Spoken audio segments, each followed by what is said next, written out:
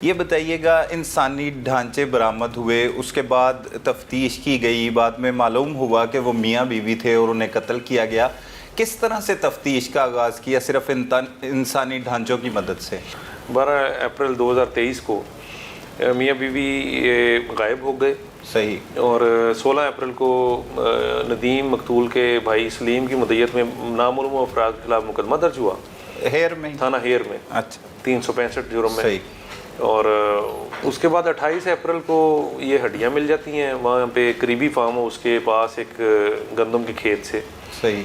और उसके बाद वो पुलिस की मुद्दत में दर्ज हो गया मुकदमा इंसानी हड्डियों का। कोई पता नहीं था कि ये किनकी हैं। पहले मुलजमान गिरफ्तार किए, तो फिर उसने इंकशाफ किया कि मैंने गोहर के साथ मिलके इन दोनों मियाँ बीवी को कत्ल किया है। अच्छा। उसकी वजह नात ये थी कि मुलजम नदीम जो था मेरी बीवी को छेड़खानी करता था। अच्छा। और अक्सर उससे छेड़ता रहता था, जिसका मैंने वहाँ पे इसको बाकायदा पंचायत की सूरत में शिकायत भी की थी। कि जब ये बाज नहीं आया तो मैं अपनी बीवी को ले गया वापस अपने गांव। मैंने उसको डाइवोर्स दे दी, इसी वजह से नौकरी यहाँ से छोड़ दी, जिसका मुझे रंज था। इसकी वजह से मेरी नौकरी भी गई। और उसके बाद फिर मैंने वापस इसको तैयार किया कि मैंने वापस आके इसको कत्ल कर देना है। सही। और फिर गोहर के साथ मिलके, गोहर और मलंगी जो उसका साथी मुलजम था, उसको इसने तैयार किया। मरकजी मुलजम ने सही। अमजद ने ये दोनों दर आदमकेल के पास मतनी एक जगह है पेशावर डिस्ट्रिक्ट के पास, वहाँ के रहायशी थे। और वहाँ से फिर ये आए हैं बजरिया बस। और वहाँ पे आके इन्होंने 12 अप्रैल की रात को ही इनको उन्होंने नदीम को बाहर बुला के, जिस फार्म हाउस पे ये चौकीदार और मुलाजम था, वहाँ से बाहर बुला के तो बातों में लगा के इसको उन्होंने गला पकड़ लिया, गला घूंट के मारना शुरू किया। इसी असना में उसकी बीवी जब ऊपर से आ गई तो उन्होंने कहा कि ये मौके की, क्योंकि अब ऐनी शाहिद है, तो उन्होंने फिर उसकी बीवी को भी उसका उसी के दुपट्टे से उसका गला घूंट के उसको भी मार के दोनों की डेड बॉडीज़ को उन्होंने सामने खेतों में फेंक दिया। अच्छा, खेतों में डेड बॉडीज को फेंक दी? वैसे ही दोनों को फेंक दिया, ऊपर झाड़ियाँ फेंक दी। और उसके बाद फिर वो वहाँ से चले गए। उन्हीं की दोनों मोबाइल से उन्होंने उठाए, चोरी की अंदर से, और उनकी बाइक ली मकतूल की। उसी बाइक पे बैठ के वो बजरिया जीटी रोड गए। और पहला उन्होंने जो स्टॉप था वो अपना रावलपिंडी में किया। सही। सुबह फजर के वक्त वहाँ पहुँच के उन्होंने नाश्ता वगैरह करके वहाँ से नहाए। उसके बाद अगला स्टॉप उन्होंने पेशावर में जाके किया। वहाँ पे चले गए ये करने के बाद। और बदकिस्मती ये थी कि किसी को वो डेड बॉडीज जो है वहाँ से नहीं मिली। वो 28 तारीख को जब किसी को उस तरफ कोई वो खेत, क्योंकि काफ़ी बड़ा था वो जो प्लॉट था, काफ़ी एकड़्स में था, तो उसके कॉर्नर पे उन्होंने फेंका था। जब कोई बंदा वहाँ पे गया है तो उसने देखा कि यहाँ पे हड्डियाँ पड़ी हुई हैं, तो उसने वहाँ पे कॉल की। हड्डियों में तब्दील हो चुकी थी ये 16 दिन में। सही। 12 को ये वाक़या हुआ है और 28 अप्रैल को ये हड्डियाँ नज़र आई हैं। इतनी जल्दी वैसे इंसानी गोश्त ख़त्म हो जाता है? वो इनका कहना ये था कि उस इलाके में काफ़ी, क्योंकि खुला एरिया है, वहाँ पे फार्म हाउसेज हैं, वहाँ पे गीदड़ और इस तरह आवारा कुत्ते काफ़ी तादाद में वहाँ फिरते रहते थे रात को। सही। तो हमने उसके ऊपर कोई ऐसी तेज़ाब या कोई ऐसी चीज़ तो नहीं डाली, क्योंकि इनका कहना था कि जब हम कत्ल का इतराफ़ कर रहे हैं तो हमें, अगर हमने कोई ऐसी चीज़ जो इनको डेड बॉडीज़ को तलब करने के लिए कोई ऐसी मवाद होता तो हम वो भी तस्लीम कर लेते। लिहाजा वो इन्होंने अभी तक इसमें कोई नहीं किया। उनका कहना था कि वो कोई जानवर खा गए।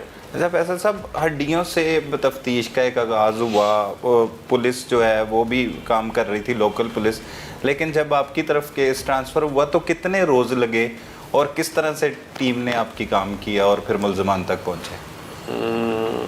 ये हमें जब तफ्तीश ट्रांसफ़र हुई तो हमें अल्लाह ने करम किया, हमें तकरीबन कोई 2 हफ्ते लगे।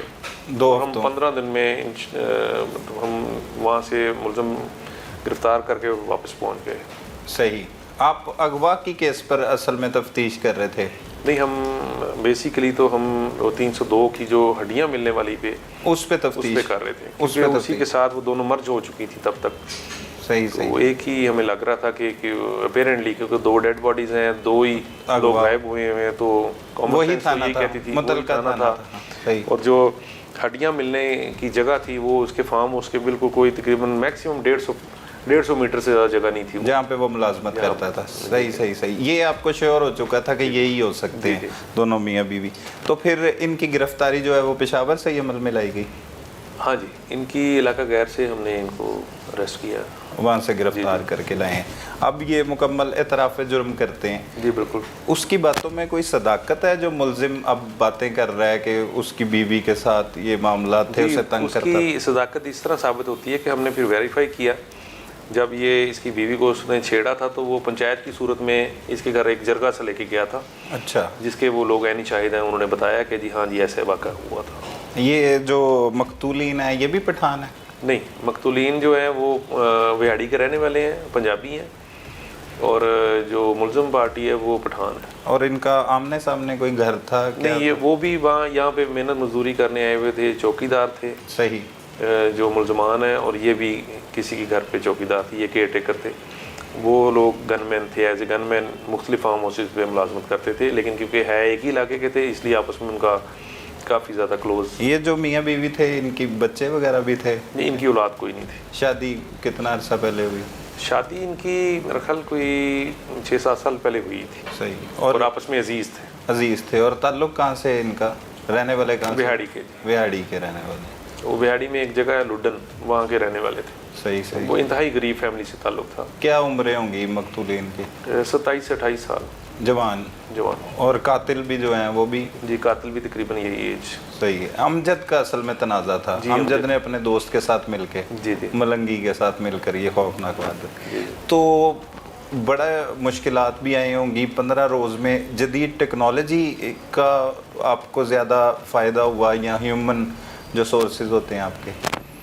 हमें तो बेसिकली दोनों चीज़ों ने मदद की, लेकिन ज़्यादा फ़ायदा हमें ट्रैकिंग से ही हुआ। ट्रैकिंग से हुआ।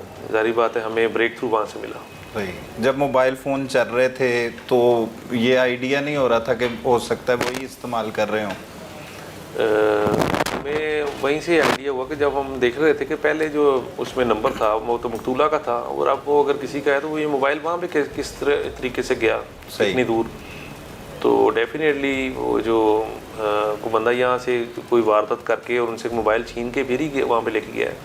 अदरवाइज़ तो पंजाब में सेल हो जाता है या यहीं पे, और फिर दोनों के फ़ोन वहाँ पे उस इलाके में चलने का मकसद तो यही। ये तफ्तीश इस हवाले से की है कि फ़ोन क्यों ऑन रखे गए थे मुलजमान की तरफ से? ये मुलजमों की नालायकी थी, और वो जब भी कोई मुलजम ज़ाहिर बात है कोई जुर्म करता है मुजरम, तो वो अपना निशान तो छोड़ देता है। सही। वो झांसा तो नहीं देने के लिए कि वो जिंदा हैं या इस तरह नहीं, से? ये उनकी बेसिकली नालायकी थी, और इस तरह के वो जुर्म में पहले वो ज़ाहिर बात है वो आदी मुजरम नहीं थे।